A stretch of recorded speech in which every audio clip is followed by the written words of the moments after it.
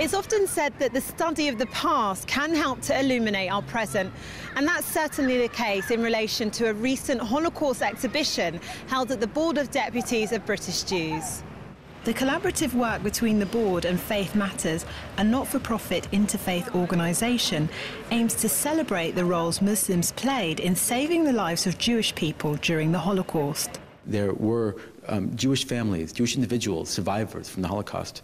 And when Yad Vashem said, "Come to us with your stories of the righteous amongst the nations," some survivors said, "You've missed the tale of people in Albania, people in Tunisia, people in Turkey, people in Greece, who saved our lives and the lives of our family."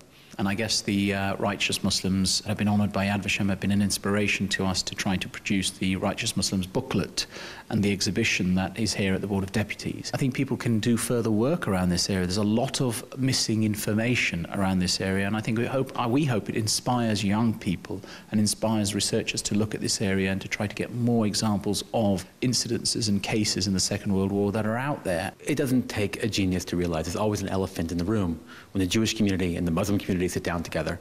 And that elephant is, of course, Palestine, Israel, the Middle East. It's there, it's present. A lot of times, because of that sort of conflict that's happening between us, we refuse to really sit down and talk about the points where we can't agree.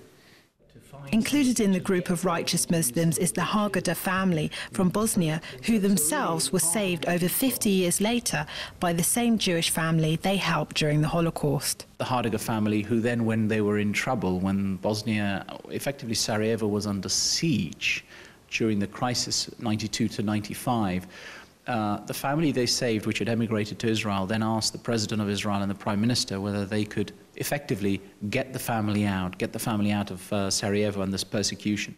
And support also came from Selahattin Ukulman, a Turkish diplomat who was stationed on the island of Rhodes in Greece during the Second World War. The Nazis, the Germans, were rounding up all the Jews in Rhodes. There was a small but very strong contingent of Jews on the island of Rhodes, and Selahattin immediately began to do something fantastic. He had no authority to do this, by the way, but began to give everyone Turkish passports so they could get out into Turkey and get out of Rhodes. At the end, the Germans found out what he had done.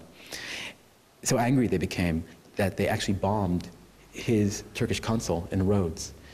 His young wife, who was pregnant with his child at the time, was fatally wounded and actually died later on. He put his entire family's life in jeopardy to save the lives of fellow Jews.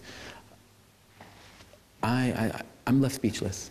Further plans for the project include an Arabic translation of the Righteous Muslim booklet and the chance for children to learn about their life-saving efforts during the Holocaust through exhibitions in schools. So what we have here is a Holocaust which affects all of us historically, a Holocaust which has a meaning for all of us here. It's not a historical thing, it's a thing we must hold on to if we're to hold on to our humanity. Both Faith Matters and the Board of Deputies of British Jews are pleased with the positive feedback the exhibition received.